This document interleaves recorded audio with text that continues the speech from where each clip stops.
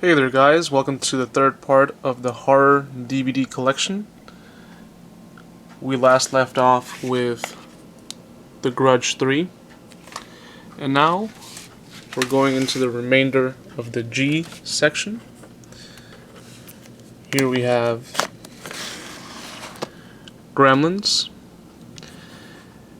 Might be considered a comedy to some, but it has horror elements. So for that reason, I have it in the horror section. Great 80s gem. We also have here the sequel, Gremlins 2, the new batch. This was one of the early films that got the PG-13 rating, if I'm not mistaken. Yep, PG-13. The first film, I believe, was rated PG. I'll explain to you why they have different ratings. Yeah, PG.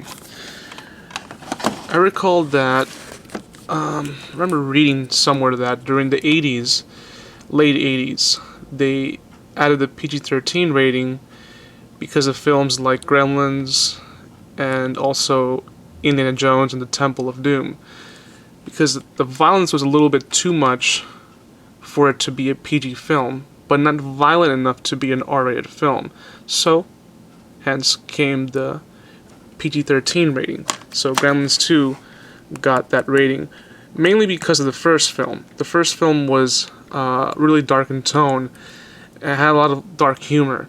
And the second one had that too, but not as much as the first film. So I don't know why they gave the second one a harder rating versus the first one, but well. Here we have a double feature from Something Weird Video. Something Weird Video released a lot of these obscure, lesser known films. I used to have a lot more of these films. I got rid of them because most of them are not that great, to be honest. Hitchhike to Hell is about this guy who, he's kind of a mama's boy, and he works at this dry cleaners.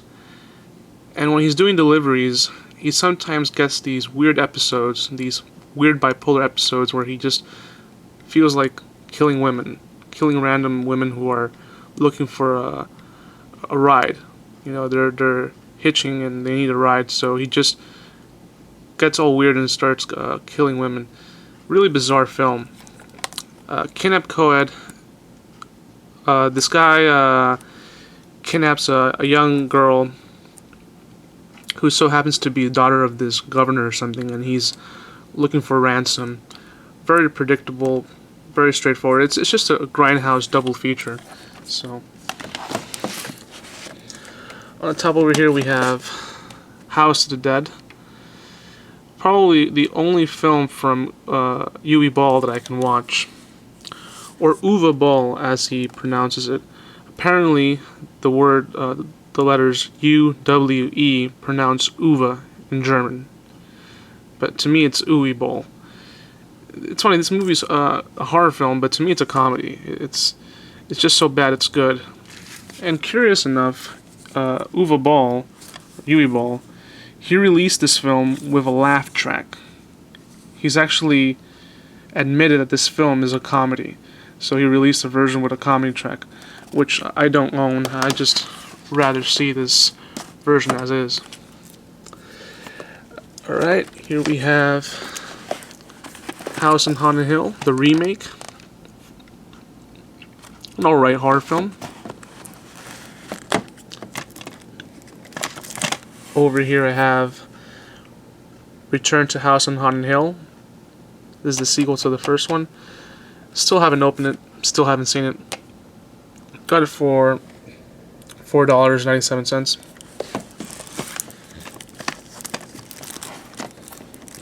Here we have House of Wax, the original version with Vincent Price. Still haven't seen it. Tends to happen with some of the movies that I own. They are in my collection for a long period of time and they just go unwatched. Eventually I will watch it. House of Wax, a remake. Also haven't seen it. It's been in my collection for some time also. The Hills Have Eyes, the original. I remember getting this during the Halloween period. It was a time when they were actually having a 25% discount on all the horror movies in an FYE store. And I think this was like 2 or 3 years ago. And I bought a couple of horror films. So I got 25% off from the $5.99. So it ended up coming up a lot cheaper. I haven't seen the original, and I have not seen the sequel for that matter. But they're in my collection. And I got these mainly because I saw the remakes. The remakes, it's a mixed bag. The first one is great. It's a great movie, very effective horror film. The second one, on the other hand, very derivative, very predictable, not a worthy sequel. I felt as if they rushed it. It felt very low budget compared to the first film. So it brings both movies in their own case. But to be honest with you, just watch the first one. Here we have an 8-pack. Got this from Walmart. Brings Waxwork, 976 Evil 2, Ghoulies 3, Chud 2, Class of 1999, Slaughter High, and Chopping Mall.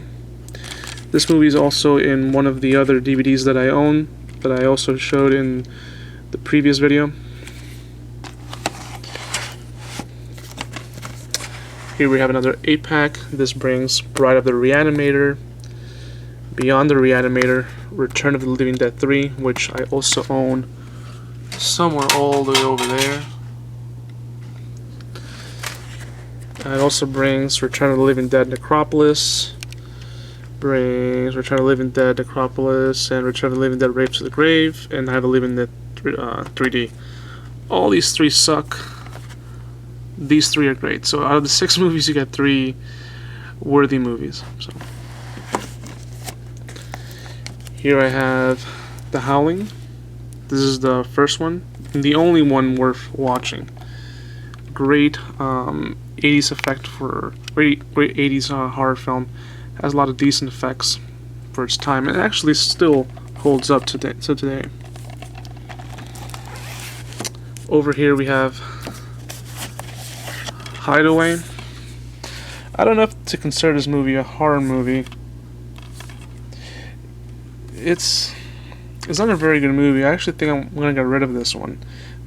I think the only reason I still have it in my collection is because of Jeff Goldblum. I'm a big fan of Goldblum. I have a friend who actually looks like Goldblum. But anyway, Hideaway, it's one of those movies that you can tell that it was just not well written.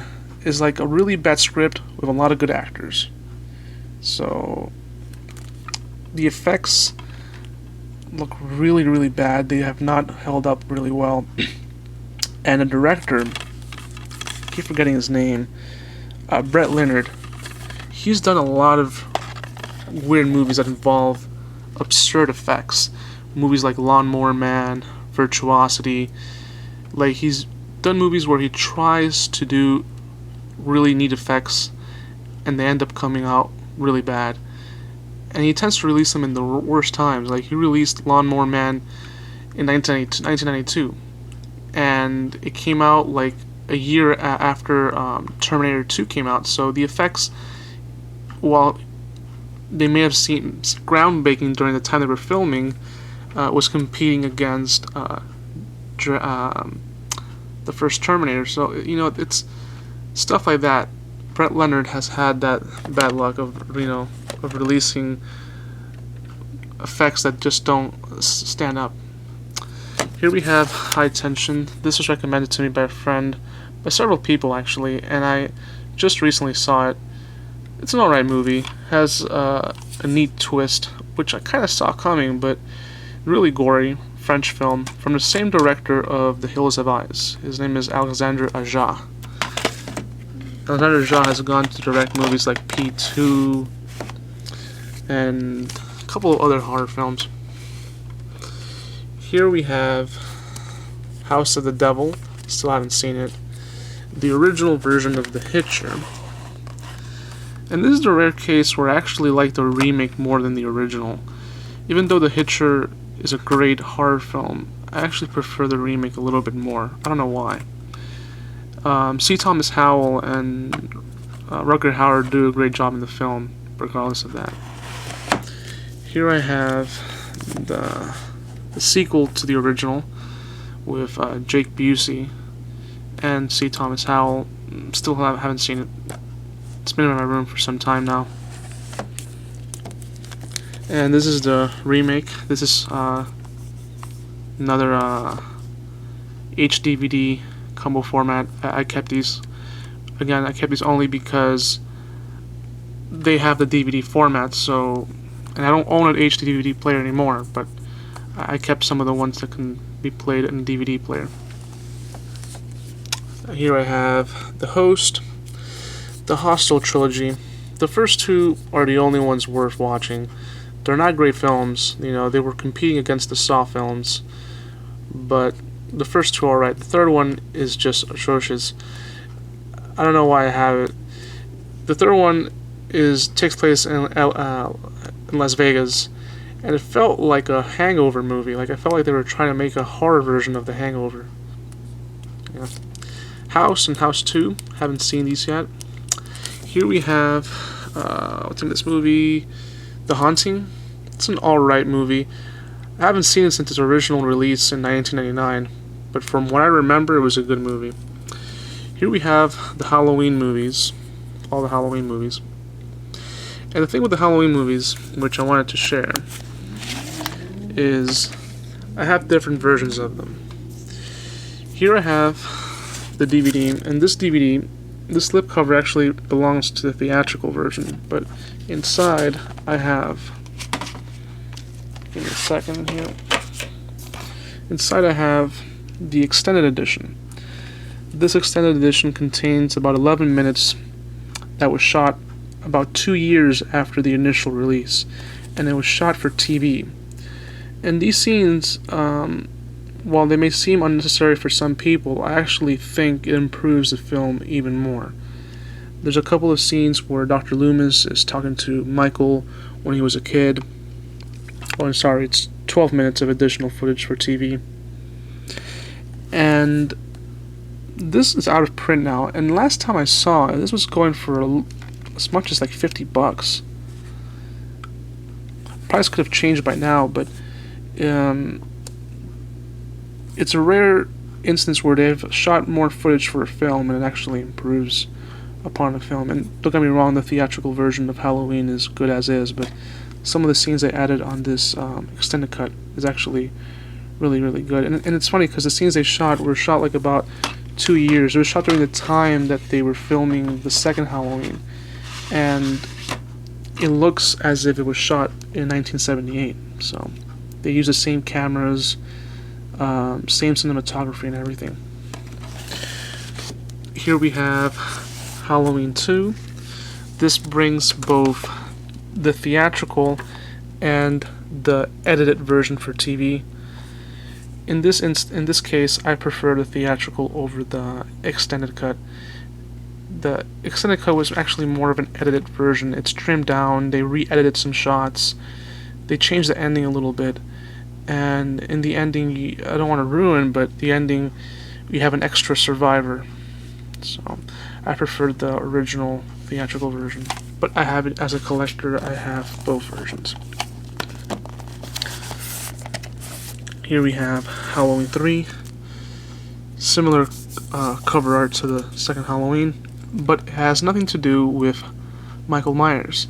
Apparently, John Carpenter wanted to do anthology stories, kind of like the Twilight Zone and The Outer Limits, just different Halloween stories every year.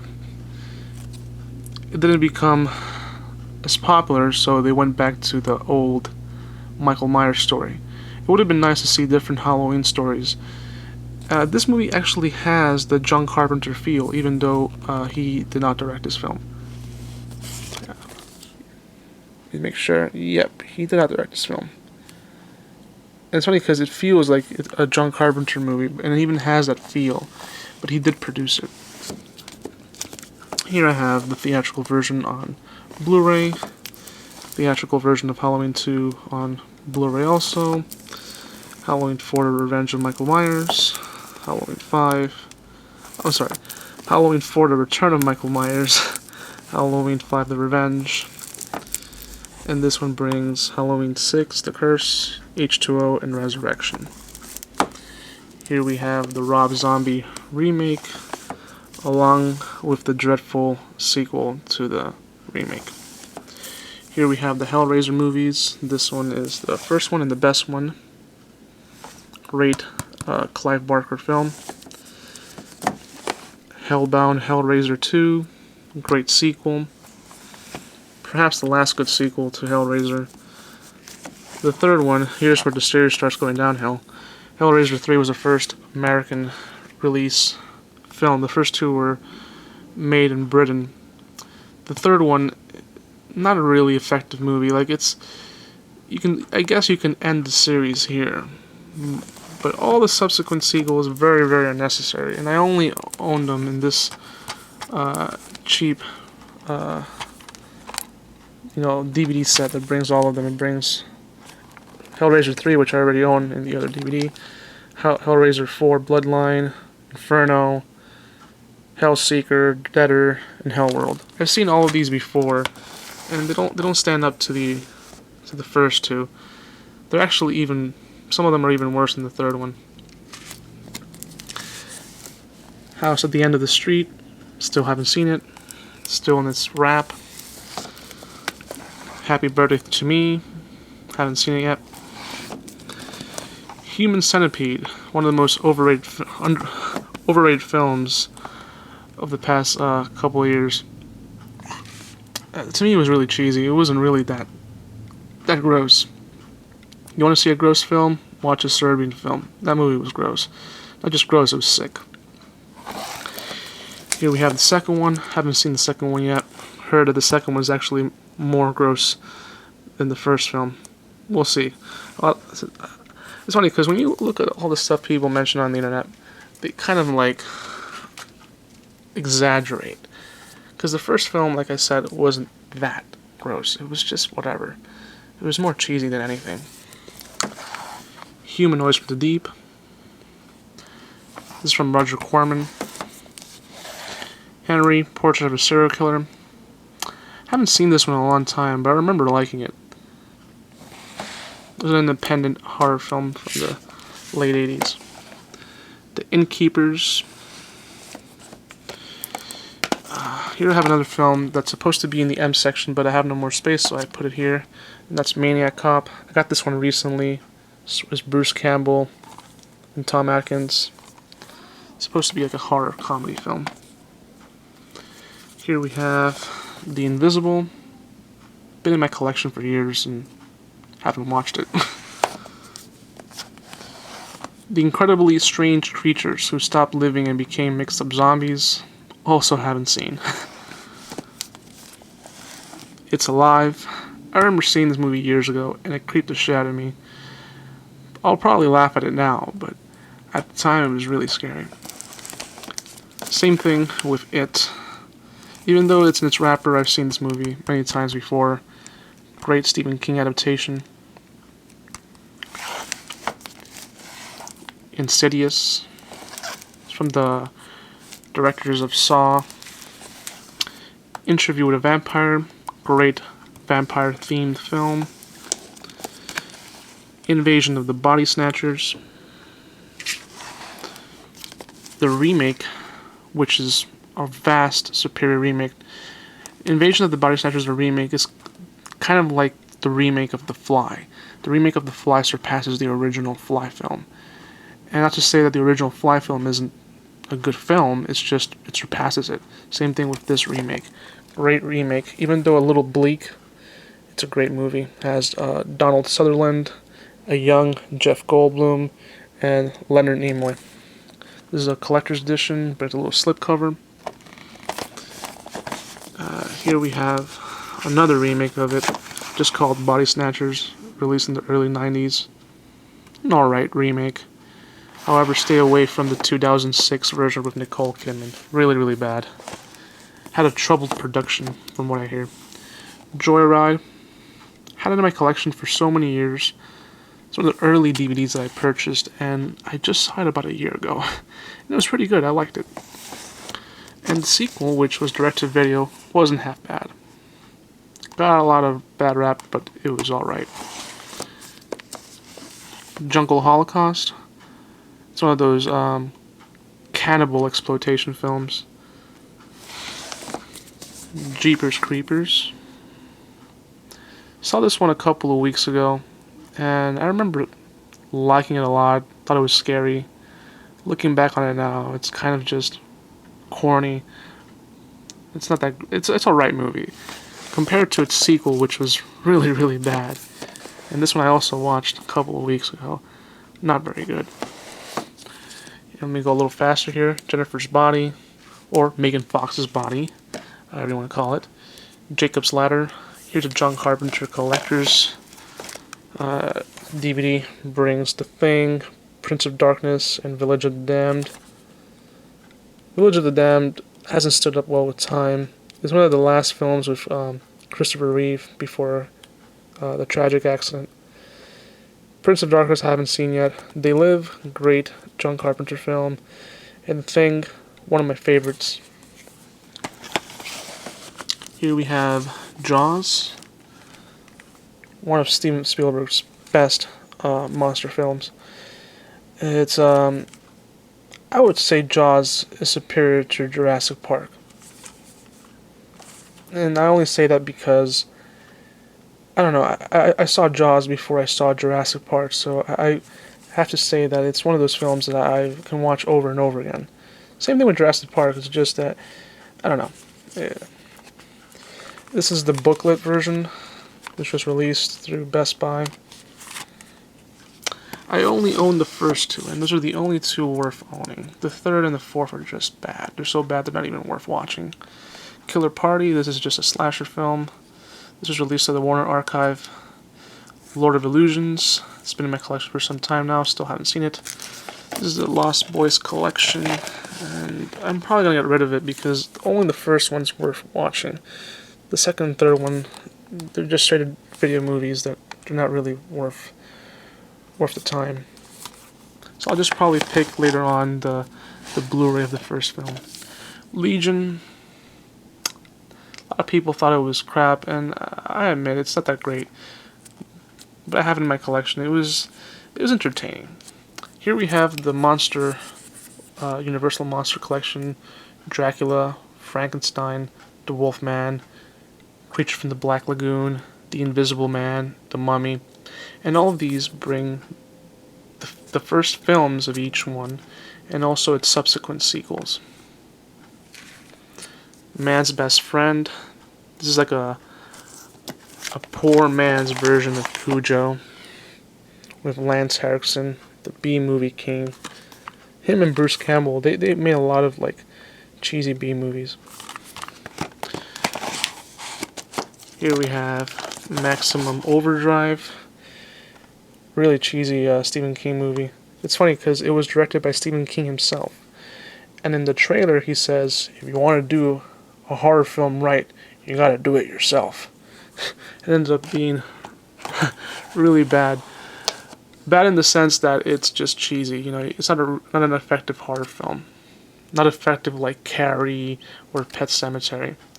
Mirrors, kind of underrated Alexandre Aja film. This is also an Alexandre Aja film. I liked it.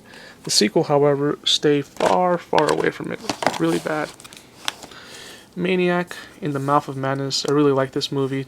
Underrated John Carpenter classic. Martyrs, really bizarre film. It's a French film. If you've never seen it, watch it. I got this for really cheap at an FYE store. And this film is just about these two girls who were raped when they were young, and the main girl, she's trying to find the people who abducted her and raped her, and it's just very, very violent and very, very relentless. I don't know if I would watch this film again. It kind of did the same thing that a Serbian film did to me. It just left me like, damn, this is just way out of line. But I have it in my collection for now. Magic, and Mindhunters. I also have here the Monster Squad. I recently acquired this, and I acquired it because I have a movie down over here called Night of the Creeps. It's somewhere around here. Let's see. It's right over here. Night of the Creeps, which I recently watched and I really liked. And the director of this film did this film, on Monster Squad. And I had never seen it, so I'll give it a chance. Here we have Midnight Movie. Haven't seen this one yet, but from what I heard, it's a serial killer killing people in a movie theater. So that's it for section numero tres. Join me in the next video as we go over section number 4. Here's a little peek at number 4. Get it or you'll miss it very soon. Anyway, until next time.